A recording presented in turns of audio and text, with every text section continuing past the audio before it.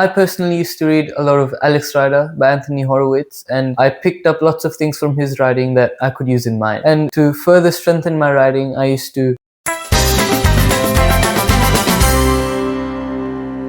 Welcome back, everyone. You are tuned into another exciting episode of Rack the Brain podcast, where we celebrate young talent, success stories, and amazing journey of exceptional students. Today, we have an incredibly special guest. He's just 15 years old and already juggling academic at a top selective school, dazzling audiences with his stance moves and hitting boundaries in cricket. Talk about a true all-rounder. And yes, one of his sketches was featured in Sydney Morning Herald when Mr. Modi visited Sydney in 2023. It gives me immense pleasure to welcome Aarav, who is from Sydney Boys School. Please join me in giving a big enthusiastic welcome to Aarav, a young achiever who believes and who proves that age is no barrier to excellence. Welcome, Aarav. How are you? I'm good, thank you. It's a pleasure to be on this podcast, and I hope my experiences can be useful for some of the viewers. Holidays have just ended, and I'm really looking forward to get back to school. Great. So, Aarav, when did you start preparing for the exam? I started preparing for the selective exam about a year before, but before that, I also used to go to tutoring just to get my foundation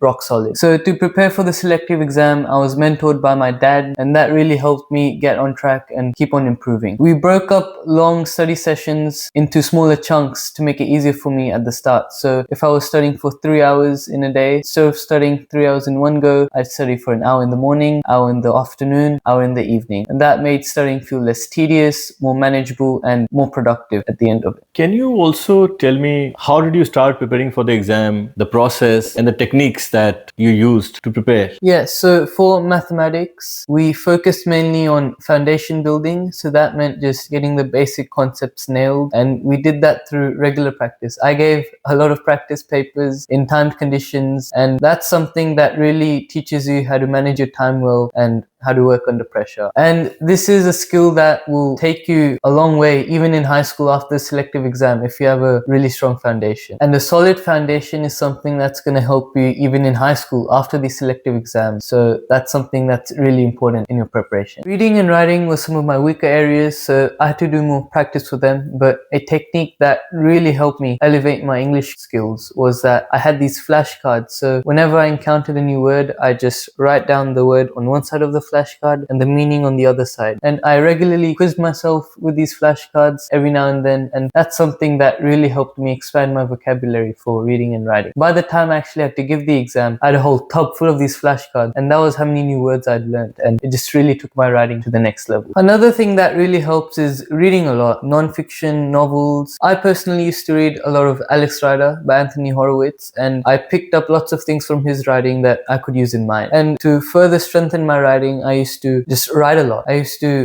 take writing prompts and write on them in timed conditions, and that was really helpful for me to familiarize myself with the exam. And what is your advice to the students who are taking the test? So the main piece of advice I'd like to give students now that they are closer to the exam date is that they should just revise their notes and not focus too much on learning new things. Just keep on practicing what they already know, and they should also give tests in exam environments very often, because that's going to help them become more confident and familiarized with the exam when they actually have to go give selective. Another thing that really helps is that the day before the exam, you should just take a day off, chill, rest, spend time with family. Personally, my dad and I, we went cycling, we went on walk, and that just really helped me calm down for my big day ahead. I really wish all the best to anybody who's about to give the exam. Stay confident and you'll be alright.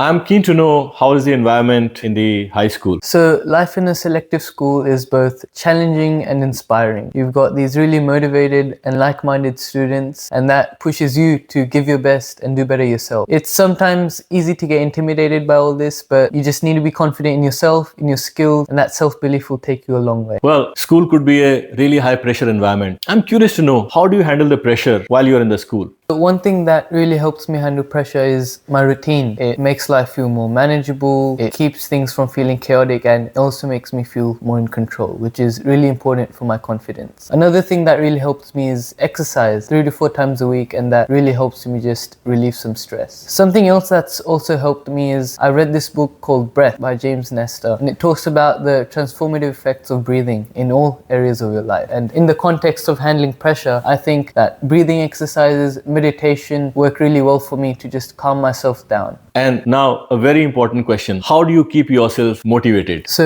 the main way I keep myself motivated is through my routine and my habits. I really try to stay connected to who I want to be, and that's someone who's disciplined and consistent. So habits like reading on my hour-long commute to school, they may not seem like much, but they really help me reinforce that identity and motivate me every day. Even when I'm not feeling it, this routine and this rhythm helps me get back on track. My parents usually emphasize how it's not really just about marks. I'm building the person I want to be through this consistency, and habits are something that really help me do that. A book that I've read that's really helped me as well is Atomic Habits by James Clear, and I recommend that book to anybody coming to high school to start building good habits. Overall, my routine and consistency is really the fuel that keeps me going every day and keeps me motivated. Look, I know you are multi-talented and into many extracurricular activities. I'm sure the audience would like to know what all activities you do and the benefits of those on your personality. I'm also a keen learner, so learning new skills has always been attractive for me, and studies have actually proven that extracurricular activities can help your academics by improving cognitive ability and things like memory. I have my own extracurricular commitments 2 to 3 times a week after school, and through that I've become more independent and learned how to manage my time better. All in all, these extracurricular activities have helped me become more balanced and productive with my time. Finally, what is your advice to the students coming to the high school? So the biggest thing I've learned is that having a solid routine is essential because it helps you stay consistent and cut down on distractions. So that's definitely something people coming into high school should incorporate into their schedule. Another thing I've learned is that having a solid foundation is really important. For maths, that may mean engraving the basic concepts in your mind, and for English, maybe learning all the figurative language techniques. Finally, something that's often overlooked is the importance of good sleep. 8 to 9 hours each night makes a huge difference to your focus, energy, and mood. Because of the increased workload early in high school, I didn't get good sleep at all. I used to stay up late doing assignments and wake up late as well. And throughout the day, I would feel very tired. And due to my extracurricular commitments, that was just made worse. After I got a proper sleep routine in place where I would have to sleep at a certain time no matter what and wake up at a certain time, I started getting more sleep and I felt like a completely new person after that. Thank you everyone for being a wonderful audience. I hope you enjoyed my conversation with Aarav and found it insightful. I hope it helps both students and the parents alike. Do let me know what other topics you want me to cover in future. Thank you very much. If you like it, please do share, subscribe, and share with other parents who could be benefited by these discussions with the wonderful students and their parents. Thank you.